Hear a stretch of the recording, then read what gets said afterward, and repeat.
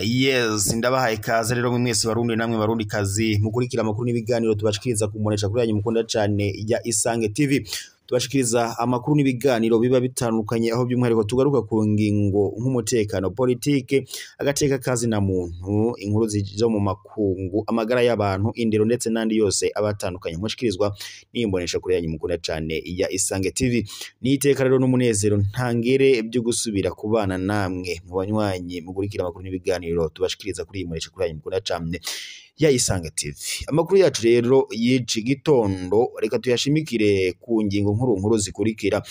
Mu Burundi, Burundi butangaje ko bugira butanguze intambara ku Rwanda n'inyuma ya operation idasanzwe igisoda c'u Burundi cazindukiyemo ndetse n'intwazangabo. Ibi bibaye kandi nyuma yuko umukuru w'igihugu c'u Burundi atangaje ko ngo atanguze intambara ku Rwanda. Nyuma yaho rero ngo Republika Iharanira Intwaro Rusange ya Kongo yugarijwe n'intambara, ndetse Perezida w'Urundi Evariste Ndayishimiye murabizi neza ubwo yakiraga abahagarariye ibihugu byabo n'amareta mu Burundi mu bwoba budasanzwe, mu bwoba ntangere yasiguye ko ngo intambara ya Republika Iharanira Intwaro Rusange ya Kongo yoba igiye kuba intambara y'akarere. Bityo rero yatangaje ko nawe ngo afise ubwoba budasanzwe ndetse ngo yoba agiye gukingira igihugu ciwe, kuko nyuma yuko iyi ntambara ivuye muri Republika Iharanira Intwaro Rusange ya Kongo izoca ishika mu Burundi. Ibyo yabivugiye kukungene umugwi wa Red Tabara wama uteza injyane ndetse n'umutekano muke muri leta y'u Burundi. Mu minsi heze yari yagavye igitero mu bice bitandukanye by'u Burundi, ndetse uyu mugwi wa Red Tabara murabizi ko ukorera muri Kivu y'ubumanuko muri Republika Iharanira Intwaro Rusange ya Kongo. Rero kuri ubu yaravuga ko rero operation ya Kasamutwe cyangwa se operation idasanzwe yo muri leta y'u Burundi nyine ngo yaba yatanguye ku Rwanda, ngo abasoda intsinzi b'u Burundi bamaze gushikanwa ku mipaka y'u Rwanda n'u Burundi. Ibi rero binafitanye imvo n'imvano cyangwa se binafitanye isano no kungene umutekano w'u Burundi n'u Rwanda watosekaye kuva imipaka yafungwa. Leta y'u Burundi yugaye imipaka y'u Rwanda n'u Burundi. Ibiri kandi bikaba byari bifitanye imvano no kuba ngo hari impunzi u Rwanda rucumbikiye. Murabizi ko mu mwaka wa 2015 mu Burundi hari hatutumbiye kudeta, aho rero Niyombare yari yateye kudeta wari perezida w'u Burundi Pierre Nkurunziza. Mu mwaka wa 2015 rero nyuma y'iyo kudeta abarundi n'abarundikazi barahungiye mu bihugu bitandukanye ndetse harimo n'u Rwanda. U Rwanda rero rukaba rufite impunzi z'abarundi nyinshi cyane gose, abari nko mu ntara nko mu ikambi y'Imahama n'ahandi hirya no hino hatandukanye mu Rwanda. Ibi rero ngo biratera ishavu Perezida w'Urundi Evariste Ndayishimiye ngo kukuba u Rwanda rugifise impunzi z'abarundi.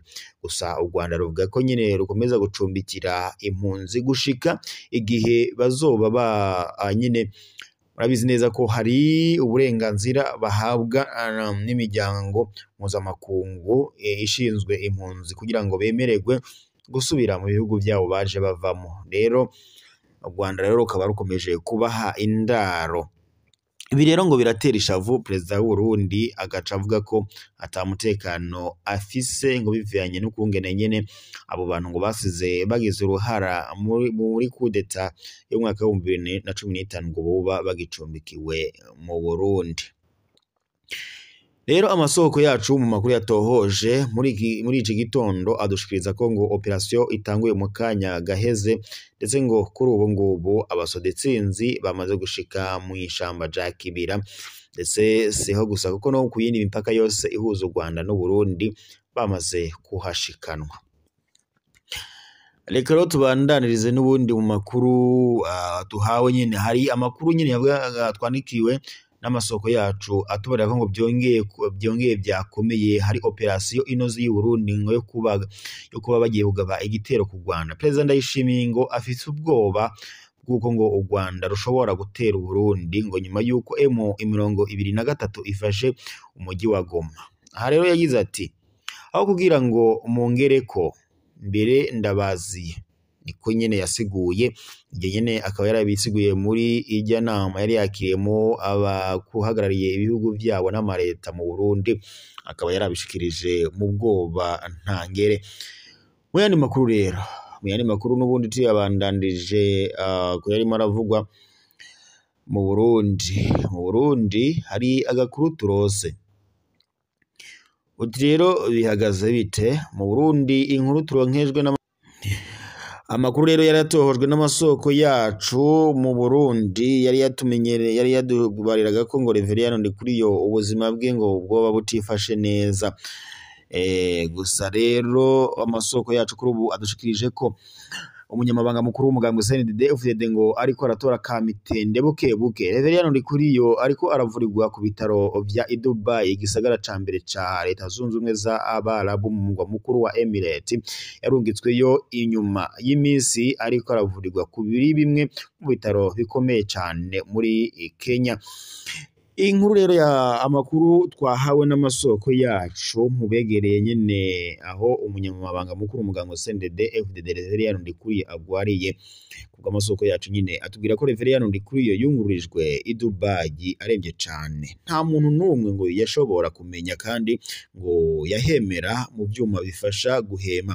Niko umwe rero nyene mu bo twahereje mu masoko yacu ngo atumenyere uko amakuru y'uyu munyamabanga wa mukuru wa CNDD-FDD ngo byo babyifashe mu gisagara rero gikuru ca Emirates, aho abarundi rero benshi baja kuronderera ubuzi muri imyaka bivuye nyene ngo ku bukene bwama bwibonekeza mu Burundi. Reverien Ndikuriyo ngo yaherekejwe n'umukenyezi wiwe, ndetse n'umukenyezi ngabukana n'uwo mukenyezi wa Reverien Ndikuriyo ngo yabasanzeyo mu nyuma.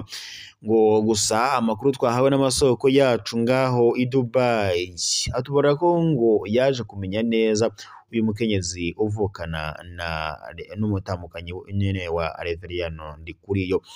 Ubu ngo yoba ariko aratora kamitende, ariko ngo amaha yiwe yarakozwe ko cane. Bivugwa ngo n'umwe mu bo mu muryango wa Reverien Ndikuriyo gushika magengaya nta kintu na kimwe umugambwe uratangaza kuri iyi ndwara ya Reverien Ndikuriyo.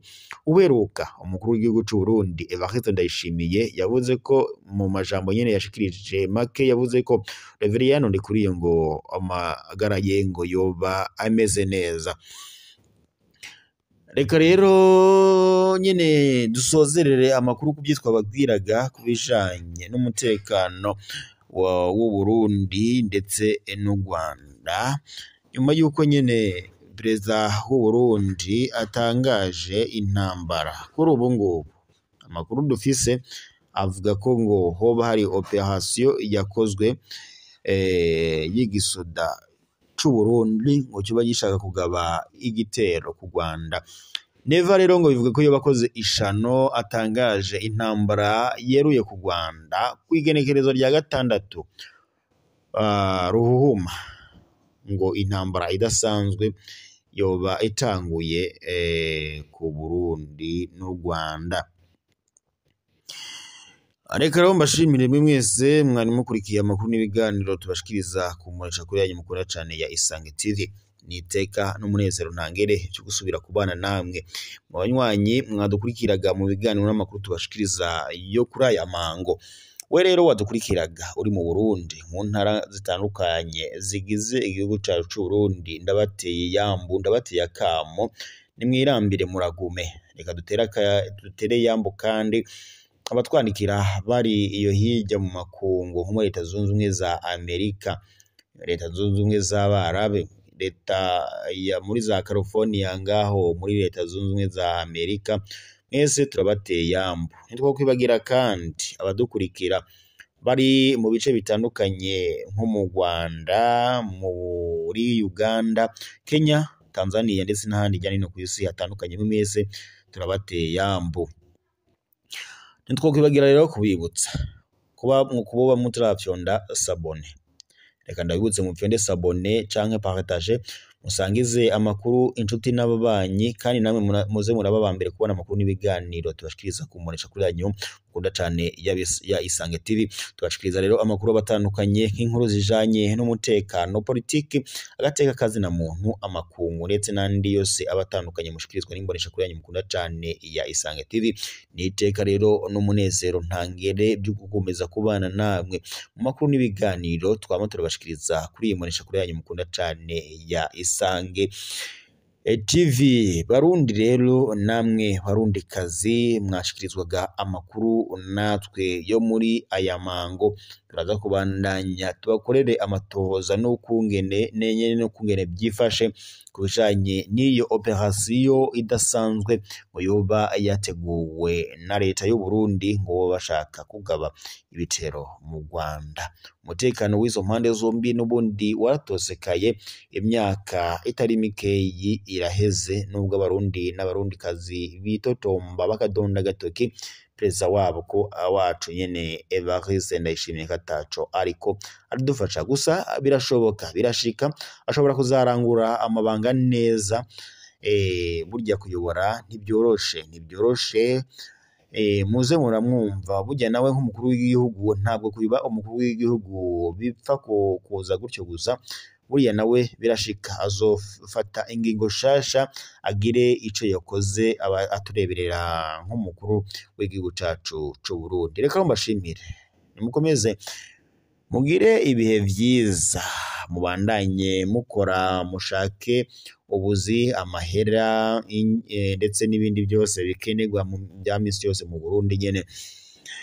Gusa kandi tubifuriza kubandanya mugira amagara meza. Nimukomeze rero kugira umunsi mwiza, mwaye muronke, Imana ikomeze kubana namwe. Amakuru yacu yo nagasaga turakomeza tubakorera amatohoza ku makuru n'ubundi atandukanye. Sangwe rero, sangwe barundi kazi, amakuru yacu tuyasozereye ngaha, turaza gusubira mu kanya.